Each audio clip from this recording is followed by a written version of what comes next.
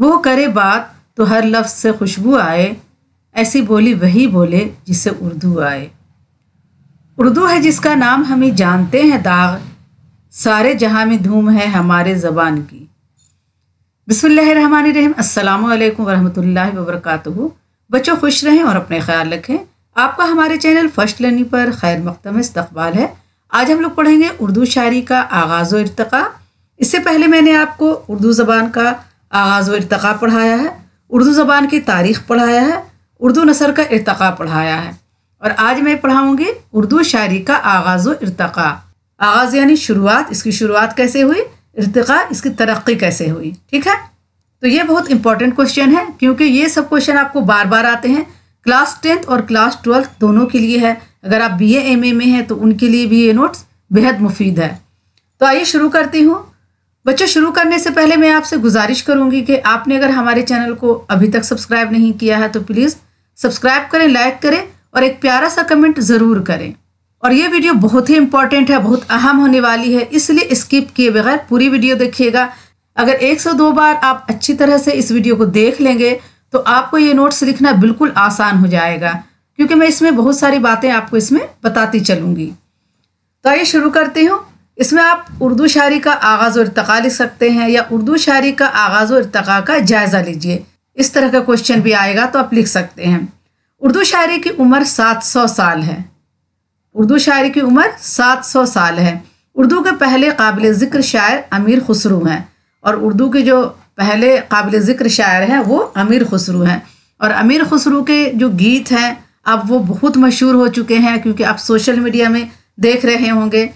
अब ये गाना बहुत मशहूर हुआ, सकल बन फूल रही सरसों, जिहाल मिस्किन मकन तगाफुल, दुराए नैना बनाए बतियाँ, किताब हिजरा नदारम ऐजा, न लहियो काहे लगाए छतियाँ। तो ये अमीर खुसरू की गज़ल है और इनकी बहुत सारी गज़लें हैं और भी इनकी कई सारी गज़लें हैं। अगरचा इनका हिंदवी कलाम दस्तबर्द ज़माना की नज़र हो गया, लेकिन एक गज़ल चंद पहेलियाँ 1-2 लोकगीत ही बाकी रहे। इनकी जो है गज़लें बहुत सारी क्या है बर्बाद हो गई।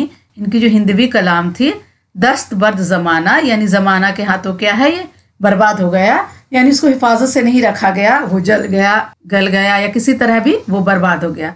लेकिन एक गज़ल चंद पहेलियाँ 1-2 लोकगीत ही बाकी रहे हैं। वक्त अपना सफ़र तय करता रहा और उर्दू शायरी भी इसके साथ साथ चलती रही।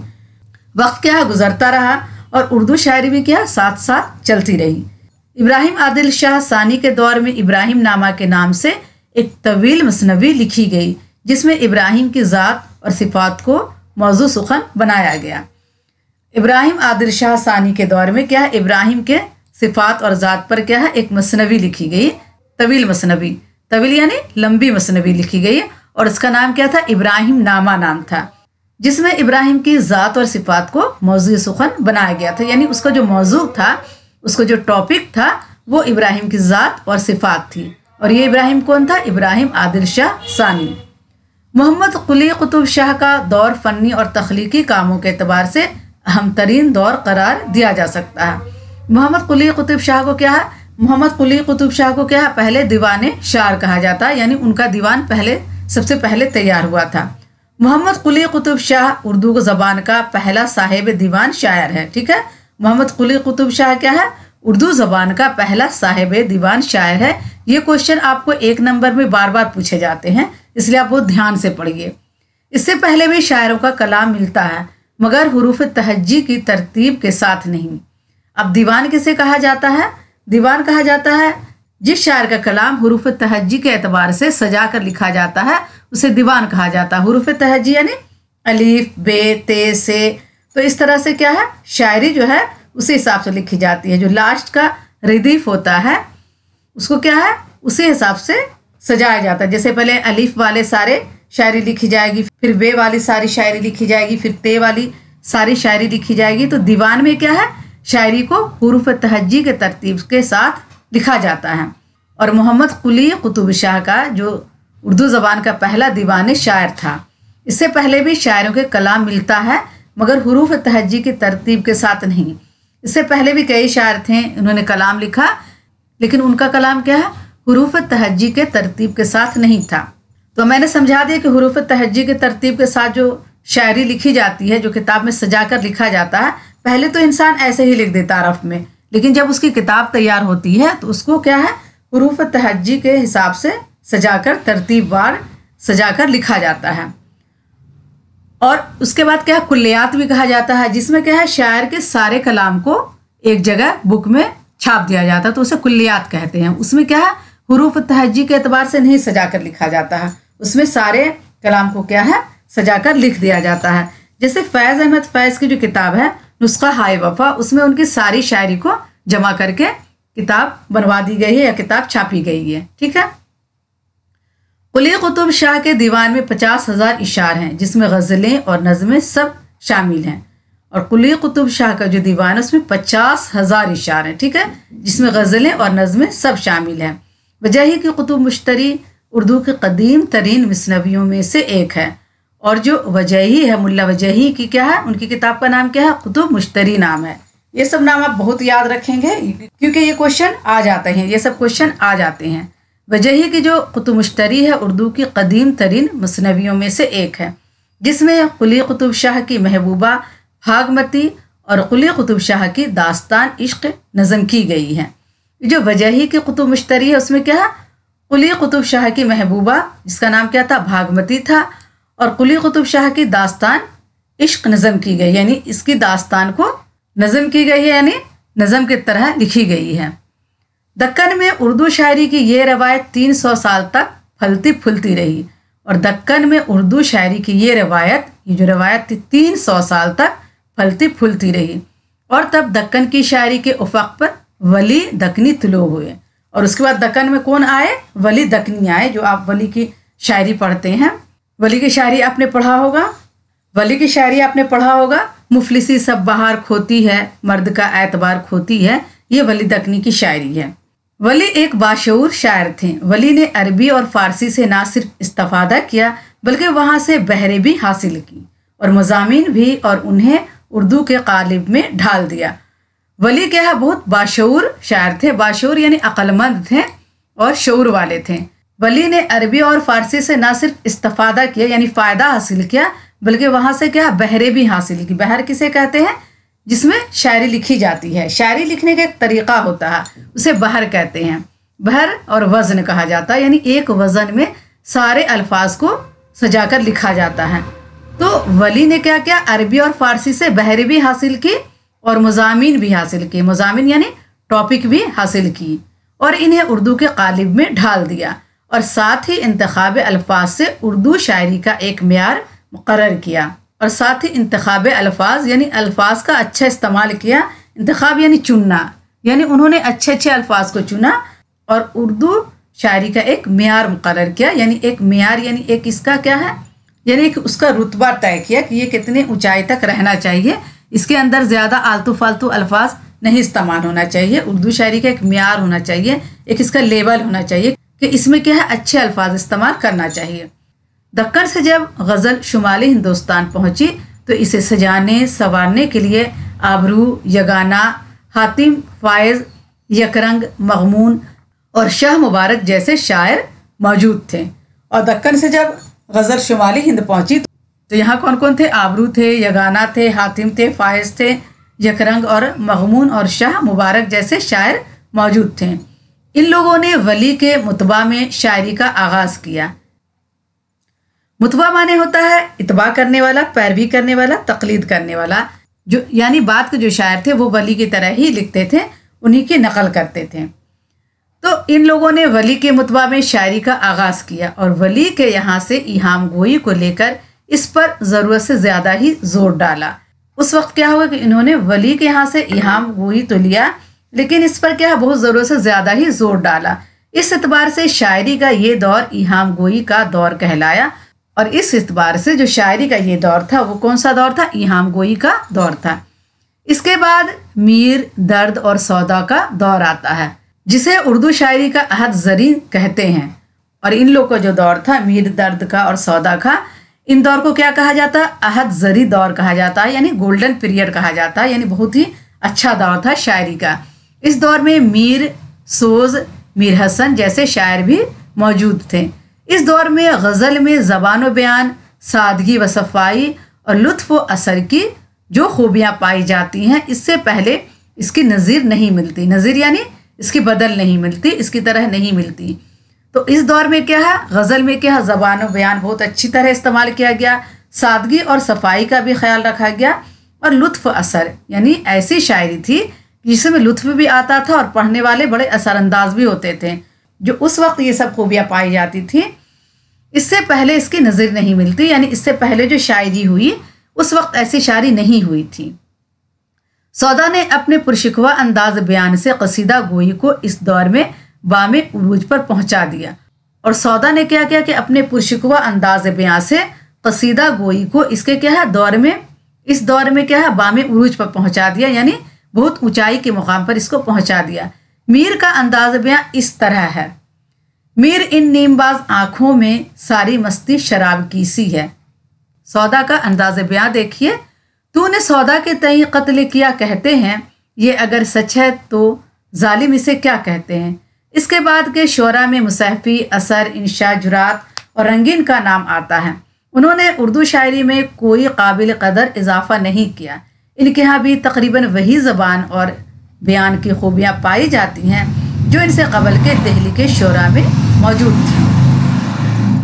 لیکن یہاں نہ میر جیسا سوز و گداز تھا، نہ درد کا تصفف اور اخلاق، نہ سودا کا پرشکوہ انداز بیان، بلکہ جرات، رنگین اور انشاء کے یہاں تو معاملہ بندی، عریانیت اور بازاری زبان کا اضافہ ہی ہوا تھا۔ اور ان لوگ کے یہاں کیا تھا، رنگین اور انشاء کے کیا تھا، معاملہ بندی، عریانیت یعنی کھلے الفاظ میں لکھنا، پردے داری کے ساتھ نہیں لکھنا، اور بازاری زبان جو بازار کے لوگ عام فہم زبان بولی جاتی ہے اس کا ہی اضافہ ہوا تھا۔ ہاں اتنا ضرور تھا کہ اس دور میں اردو زبان کچھ اور صاف ہو گئی، لیکن یہ بھی ہوا کہ اس دور میں اردو زبان کچھ اور صاف ہو گئی۔ 19ویں صدی کے آغاز سے اردو شاعری میں جو دور شروع ہوا، اس میں قدیم شعراء کی سادگی، آمد اور لطافت کی جگہ لکھنؤ کی شاعری کے تصنع اور آورد نے لے لی۔ ٹھیک ہے، تصنع یعنی بناوٹ اور آورد یعنی باہری چیز، دکھاوے کی چیز لے لی۔ اس دور میں شاعری محض لفظی بازی گری اور جذبات سے خالی شاعری ہو کر رہ گئی۔ فحاشی اور پھکڑ پن اس دور کی شاعری کا ترہ امتیاز بن گیا، اور اس دور میں کیا ہے، شاعری کیا ہے، جذبات سے خالی ہو گئی۔ فحاشی یعنی فحش باتیں اور پھکڑ پن کیا ہے، اس دور کی شاعری کا ترہ امتیاز بن گیا، یعنی اس دور میں اسی طرح کی شاعری کی گئی۔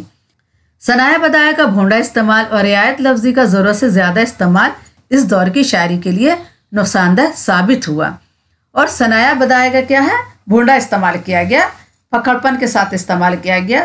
زبان کو کیا ہے، شاعری میں بہت سجا کر لکھی جاتی ہے، ایک ایک الفاظ کو سجا کر لکھا جاتا ہے، بالکل موتی کی طرح پرویا جاتا ہے۔ اور پھکڑ پن انداز میں بھونڈے الفاظ کا استعمال کر کے کیا ہے، شاعری خراب ہو جاتی ہے۔ اور اس دور میں یہی ہوا کہ ثنائے اور بدایع کا کیا بھونڈا استعمال ہوا اور رعایت لفظی کا ضرورت سے زیادہ استعمال ہو گیا۔ اس دور کی شاعری کے لیے نقصان دہ ثابت ہوا۔ لیکن بد مذاقی کے اس دور کا سب سے بڑا کارنامہ شاعری اردو زبان کی اصلاح اور صفائی تھی۔ لیکن جو بد مذاقی ہوئی اس وقت کا سب سے بڑا کارنامہ یہ ہوا کہ شاعری کی زبان کو کیا اصلاح کی گئی، اس کو صحیح کیا گیا اور اس میں صفائی کی گئی۔ شاعری اور زبان کے قواعد مقرر ہوئے اور ان پر سختی سے عمل بھی ہوا۔ پہلے کیا ہوا کہ بھونڈے الفاظ کا استعمال کیا جانے لگا، لیکن اسی دور میں کیا کیا گیا کہ اردو زبان کی اصلاح کی گئی، یعنی اسے صحیح کی گئی اور اس کی صفائی کی گئی، اور زبان کے کیا قواعد مقرر ہو گئے اور اس پر سختی سے عمل بھی ہوا۔ ٹھیک ہے، اس پر سختی سے عمل ہوا اور یہ کہا گیا کہ بھونڈے الفاظ کا استعمال اب شاعری میں نہیں کیا جائے گا۔ اس کے بعد کے زمانے میں اردو شاعری میں بلند اور متنوع مضامین، نازک خیالات، نیا انداز بیان، معنی خیز تراکیب، تشبیہات اور استعارات پائے جاتے ہیں۔ اس دور میں ہمیں غالب جیسے بلند پرواز شاعر، مومن جیسے نازک خیال اور ذوق جیسے بلند پایہ شاعر نظر آتے ہیں۔ اس کے بعد والے شاعری میں کیا ہوا، بلند اور متنوع مضامین ملنے لگے، نازک خیالات بھی اس میں استعمال ہوا، نیا انداز و بیان بھی آیا، معنی خیز تراکیب، تشبیہات اور استعارات پائے جاتے ہیں۔ اور اسی دور میں ہمیں غالب جیسے بلند پرواز شاعر ملتے ہیں، مومن جیسے نازک خیال والے شاعر ملتے ہیں، اور ذوق جیسے بلند پایہ شاعر نظر آتے ہیں۔ 19वीं सदी के वसत और 20वीं सदी के आगाज़ में ना नासिख और ना वज़ीर की मजमून आफरीनी ही बाकी रही, ना मोमिन और गालिब की बुलंद ख्याली और ज़बान की नज़ाकत, लेकिन ज़बान की दिलकशी और बयान की शौक़ी ने इस कमी को काफ़ी हद तक पूरा कर दिया। ज़ौक़, गालिब और मोमिन उर्दू गज़ल के उरूज के अलमदार हैं। ये जो ज़ौक़ हैं, गालिब और मोमिन के यहाँ उर्दू गज़ल के उरूज के अलमदार हैं, यानी इसी दौर में उर्दू गज़ल के यहाँ उरूज पर आया, तरक्की हुई उसकी। दाग और अमीर मीनाई ने इस रिवायत को आगे बढ़ाया। मीर हसन की सहरुल बयां और शौक़ की ज़हर इश्क भी इसी दौर की पैदावार हैं। और इसी दौर में मीर हसन की क्या सहरुल बयां जो बहुत मशहूर किताब है, और शौक़ की ज़हर इश्क भी इसी दौर की पैदावार है। नसीम ने गुलजार नसीम, मीर अनिस और दबीर ने मरसियों से उर्दू नज़म को मालामाल किया। हाली और आज़ाद से जदीद उर्दू नज़म का आगाज़ हुआ। हाली और आज़ाद ने क्या है, जदीद उर्दू नज़म का आगाज़ किया। आपको क्वेश्चन आता है बार बार कि जदीद उर्दू नज़म के मुअम्मार कौन है या जदीद उर्दू नज़म के बानी कौन है, तो आप हाली का अगर नाम आए तो हाली को लिखिए, आज़ाद का अगर नाम दिया जाए तो आज़ाद को लिखिए। हाली और आज़ाद से क्या है, जदीद उर्दू नज़म का आगाज़ हुआ। इकबाल, चकबस्त, जोश, एहसान, दानिश वगैरह ने उर्दू नज़म पर तवज्जो दी, तो हसरत, असगर, जिगर और फ़ानी ने उर्दू गज़ल की आबियारी की। और अभी आप इन सब शायर को पढ़ रहे हैं, असगर हैं आपके इसमें, जिगर हैं, फ़ानी हैं, इन सब शायर को आप पढ़ रहे हैं। इसके बाद के शायरों में तरक्की पसंद शुरा आते जिन्होंने उर्दू शायरी में नज़म पर ज़्यादा तवज्जो दी। फैज़, सरदार जाफरी, अहमद नसीम, अहमद नदीम कासमी, फ़िराक, मजरू, जानिसार, अख्तरुल ईमान वगैरह ने उर्दू नज़म के ज़रिया उर्दू शायरी में नए नए मौज़ूआत का इजाफ़ा किया। और ये सब शायर जो थे, इन्होंने उर्दू नज़म के ज़रिए क्या है, उर्दू शायरी में नए नए मौज़ूआत यानी नए नए टॉपिक का इजाफ़ा किया। तो बच्चों, इस मौजू पर आगे बढ़ने से पहले मैं आपसे एक बार फिर गुजारिश करूँगी कि आपने अगर हमारे चैनल को अभी तक सब्सक्राइब नहीं किया है तो प्लीज़ सब्सक्राइब करें, लाइक करें और इस वीडियो को ज़्यादा से ज़्यादा शेयर करें। और हमें एक आप सुपर थैंक्स ज़रूर भेजें। जो भी बच्चे देख रहे हैं हमें सपोर्ट करें और हमें एक सुपर थैंक्स ज़रूर भेजें।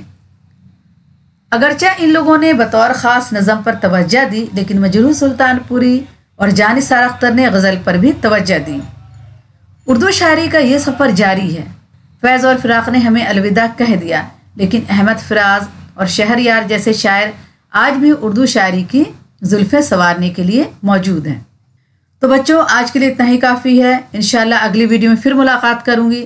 आपसे एक बार फिर गुजारिश है कि आपने अगर हमारे चैनल को अभी तक सब्सक्राइब नहीं किया है तो प्लीज़ सब्सक्राइब करें, लाइक करें और इस वीडियो को अपने दोस्तों को ज़्यादा से ज़्यादा शेयर करें। 80% बच्चे जो हैं वीडियो देख लेते हैं लेकिन सब्सक्राइब नहीं करते हैं, नहीं तो शेयर करते हैं। फ़ायदा तो ज़रूर हासिल करते हैं लेकिन सब्सक्राइब नहीं करते। तो प्लीज़ आपको जब फ़ायदा हासिल हो रहा है तो सब्सक्राइब ज़रूर करें। अल्लाह हाफिज़।